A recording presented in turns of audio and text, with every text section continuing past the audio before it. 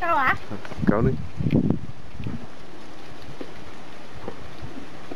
Cà phê hết ngay. Ừ.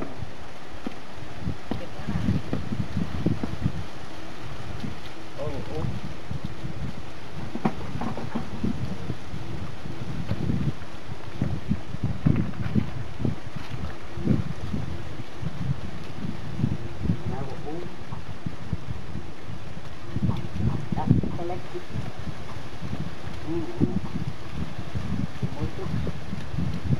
Sao giờ quay không có đó.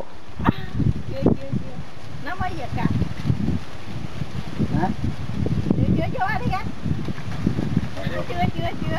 Đây giật vậy được thôi, giật chú. Hết tông chú để bên trước rồi.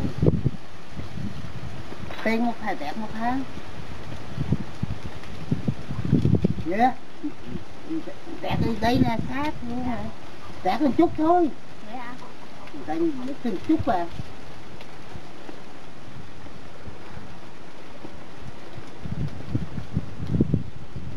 Người ta giật ra giật một chút rồi kéo lên.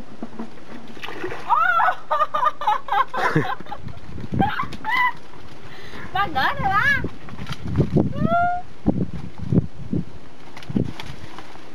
Trời ơi, câu mới có chút xíu được 3 con rồi.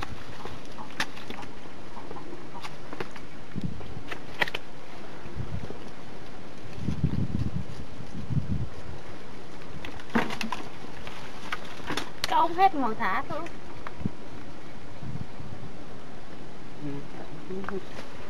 Cả là giật một chút thôi mình kéo lên.